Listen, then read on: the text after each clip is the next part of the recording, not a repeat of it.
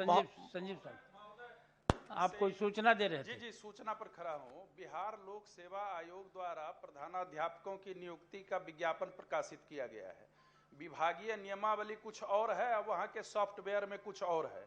हम आपसे मांग करते हैं, सरकार से आपके माध्यम से मांग करते हैं, उस नियुक्ति प्रक्रिया को स्थगित किया जाए। एक भी अभ्यर्थी उसमें आवेदन नहीं कर पा रहे हैं और इतनी विसंगतियां हैं, ये मजाक बना दिया गया है ऑनलाइन आवेदन के नाम पर, और सारी विसंगतियां उस नियमावली में और उस विज्ञप्ति सॉफ्टवेयर में है।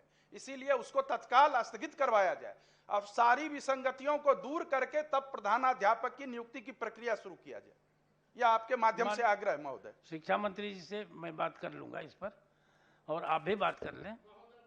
हम भी कुछ कहना चाहते हैं, बहुत अति आवश्यक है। सैकड़ों शिक्षक आज सवेरे से हम लोगों से बात किया है।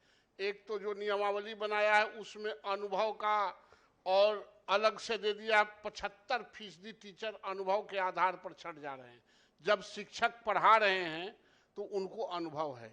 आप कह रहे हैं कि नियुक्ति के बाद से जब आप बीएड किए तब से देंगे, तो उनका अनुभव का लाभ तो मिला नहीं। आप तो इसके अनुभव का लाभ दे रहे हैं। आप बाहर के टीचरों को भी इनवाइट किया है, उसको आप अनुभव का लाभ दे रहे हैं, और राज्य में जो आपके बच्चों को पढ़ा रहा है उसको अनुभव का लाभ नहीं दे रहे हैं। बिहार पब्लिक सर्विस कमीशन उससे कोसों दूर हट के कोई बात कर रहा है। इससे क्या होगा कि जो स्कूल के टीचर हैं वो खत्म हो जाएंगे, और टोटली बाहर से, जिस तरह से बाहर से कुलपति यहाँ लॉन्च हो रहे हैं उसी तरह बाहर से हेडमास्टर लॉन्च हो जाएंगे, और जो बचा खुचा हुआ है स्कूल महोदय वो खत्म हो जाएगा। दोनों स्तर पर इसको संशोधन की जरूरत है। बिहार पब्लिक सर्विस कमीशन के स्तर पर और राज्य स्तर पर, बगैर सोचे समझे, जिस तरह से प्रोटोकॉल में अभी ब्रजेंद्र बाबू कह रहे थे गलती से नाम छूट जाता है, उसी तरह नियमावली में भी सब कुछ छूट जाता है महोदय। ये राज्य के लिए बड़ी दुर्भाग्यपूर्ण बात है।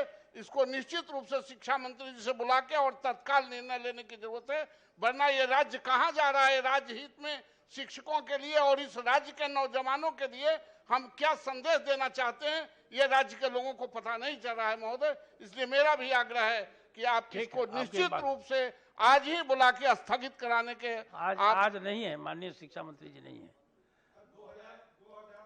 एक उदाहरण के तौर पे हम इनकी बातों में जोड़ते हुए कहना चाहते हैं कि इसी बिहार में बीपीएससी के द्वारा यूनिवर्सिटी कॉलेज टीचर्स की नियुक्ति हुई थी 2017-18 में।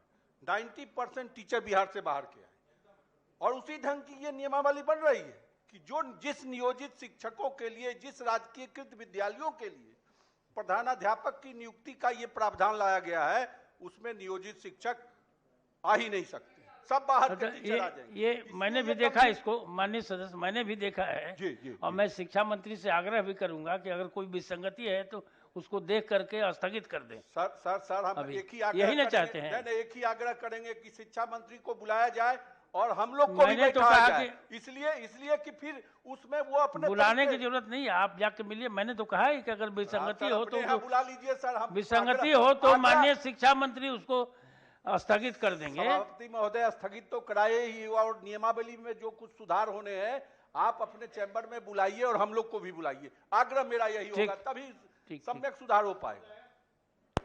मेरे द्वारा एक कार्य स्थगन की सूचना दी गई थी। आप तो काल चलने दीजिए महोदय, ये बहुत ही इम्पोर्टेंट है महोदय। काल में लाइएगा, शून्य काल में।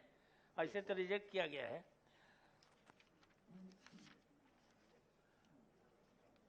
माननीय सदस्य श्री सुनील कुमार।